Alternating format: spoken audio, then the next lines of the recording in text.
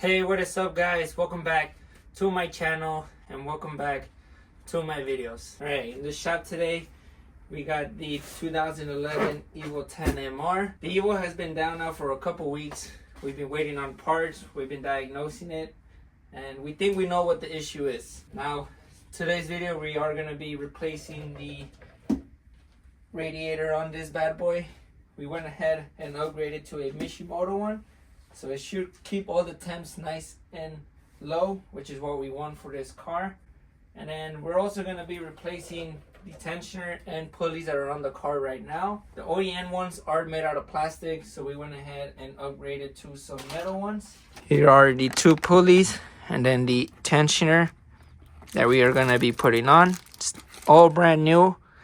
And then this is where we went ahead and got those two pulleys from. We also got a new Mishimoto Evo X thermostat. I just figured since we were going to be replacing this, might as well replace that as well. But if things go well, we should be able to get this car up and running and back on the road. But first things first, we're going to start removing everything to get the radiator out. That's going to be the most time consuming part. So we're going to attack that first. I'm going to have a link down below for you guys. But that video that I'm going to link is what's going to be guiding me throughout this whole process. That's what I'm going to be using as reference to get this job done. So without further ado, let's start taking things apart. All right, quick update. We went ahead and removed the radiator. I just want to show you guys really quick how it all looks. A couple of things that we removed was the intake, the charge pipe, and then this cross member that was up here. This right here is the radiator that we are gonna be in a bit switching over the old fans to the new radiator, but the crack was over here on the right side. As you guys can see, there's a bunch of buildup right there, and that's where we ended up finding the crack. So that's the whole reason why we're gonna be replacing the radiator. And obviously, since we're replacing it, we might as well upgrade. I am gonna have that radiator linked down below for you guys. It wasn't that bad to get this off, but again, we got the old radiator out. We're going to switch over the fans to the new radiator. And then we should be able to go ahead and put everything back on here. But before we do that, we're just going to take a minute to go ahead and clean up this engine. So far, everything's going good. Fingers crossed that it does turn on when we go to start it.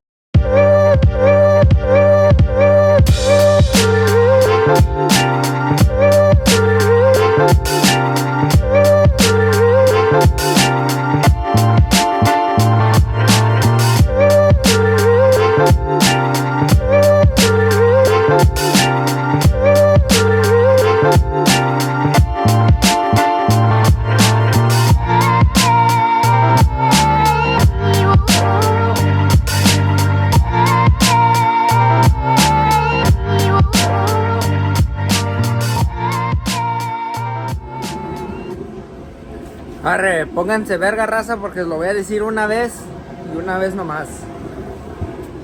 Los fans ya están limpios.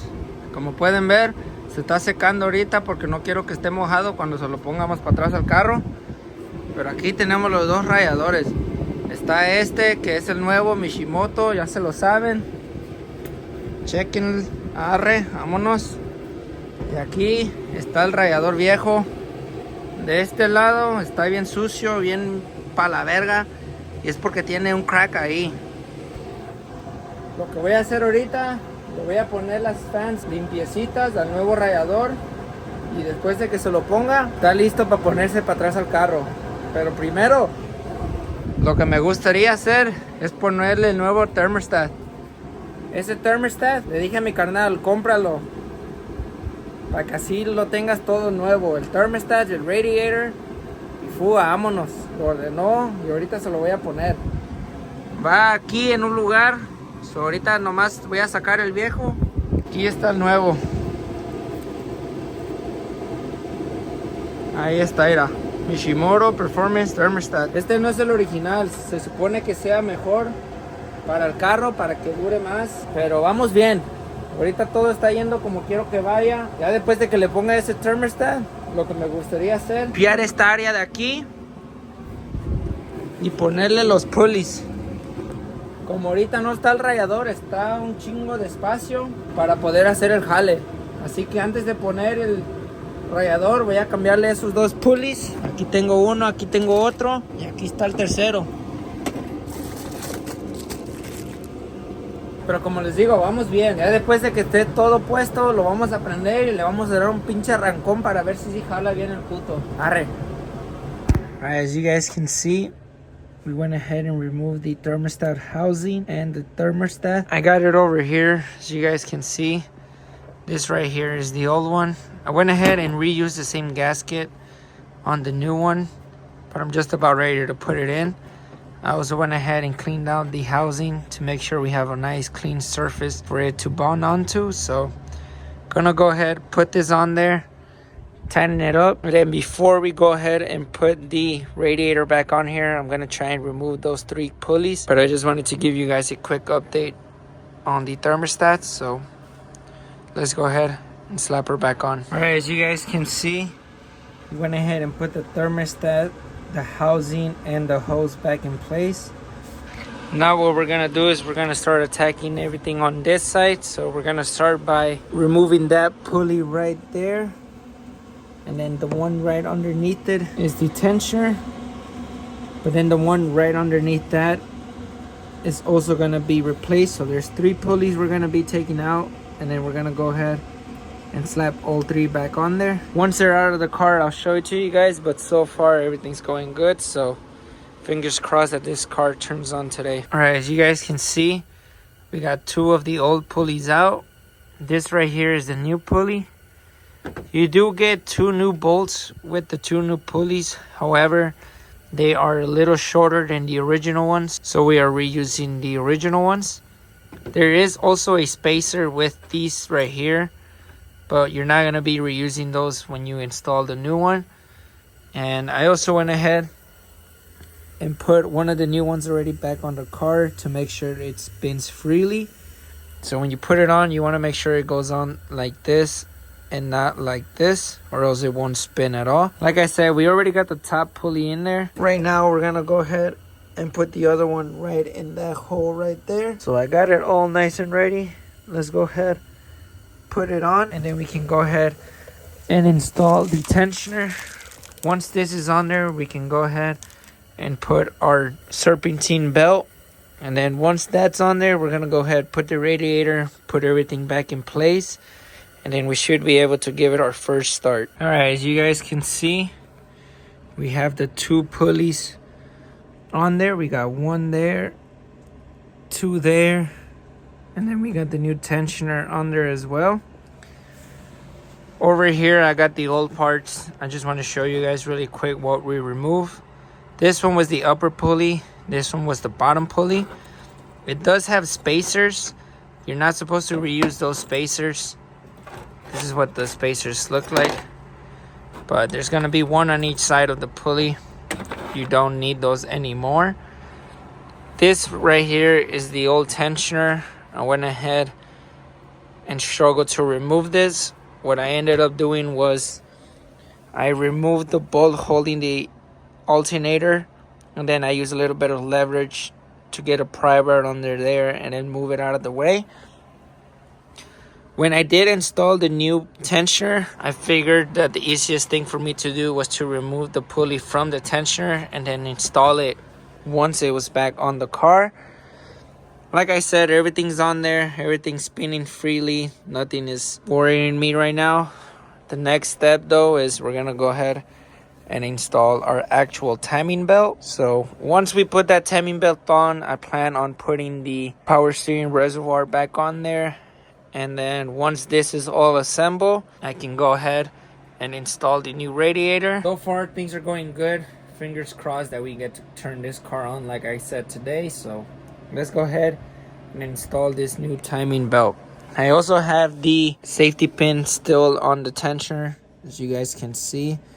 If I zoom in, you'll see it right there. It's that little thing right there. So this is my first time ever doing this, so I'm excited to see how it goes down. So fingers crossed everything goes well. All right, as you guys can see, the serpentine belt is now on there. I went ahead and drew a mark right there with that crankshaft bolt I spinned it all the way around until I found this mark up here again. I wanted to do that to make sure that nothing was loose, that everything was spinning how it's supposed to spin. What we're gonna do right now though is go ahead, reassemble the power steering pump and install the power steering reservoir. But my advice is remove the wheel, and it'll give you more space to work with when you're putting the serpentine belt back on here. Everything went well though. Like I said, this mark spun around the whole engine, and then once we saw it again, we realized, okay, everything's good, so let's go ahead and move forward. Right now this looks empty because there's nothing here, but in here you have the power steering reservoir and then the coolant overflow reservoir as well. So once we put everything back on here, I'll give you guys another update. But then from there, all that's left is to put the radiator, charge pipe, and the intake back on here, and then we should be able to give it the first start. Now when we do start it, we want to make sure that it doesn't overheat, since we're installing a new radiator and it also got a new thermostat. We want to make sure everything's operating the way it is. First things first, let's finish reassembling everything on this side. All right, as you guys can see, the reservoirs are now put back into place. My brother went ahead and ordered a new one, so once the new one comes in, he's gonna go ahead and replace it. Just because we cleaned the inside, but it's not perfect, and we don't want any of that nasty going back inside the new radiator. However, the new radiator is on. Check that out. Pretty nice. Can't wait to get one of those on my Subi or Z. It is a lot thicker than the original one, so it should keep the temps a lot lower. Right now what we're gonna do is we're gonna go ahead, finish putting the charge pipe, the cross member, and the intake, and then we can go ahead and bleed the system. But I just wanted to give you guys a little update and show you guys how the radiator is now back on the car. And again, you won't be able to see it, but we'll know it's there, and that's all that matters. All right, as you guys can see, the charge pipe, the cross member, and the intake are now back on the car. It's honestly such a good feeling seeing it all nice and put back together. Right now what we're gonna do is we're gonna bleed the power steering and the coolant. So we're about to go ahead, fill her up, turn the car on, and then we're gonna turn the wheel left and right until that is topped off and there's no more air in the system. And we're gonna do the same thing with the coolant. But with the coolant, what we're gonna do is we're gonna make sure that we let it run until it reaches operating temps, so that there's no air in the system. Once that's complete, we're gonna take it for a drive and make sure everything's working right, and then we should be done with today's video. So fingers crossed everything goes well. Let's get to it.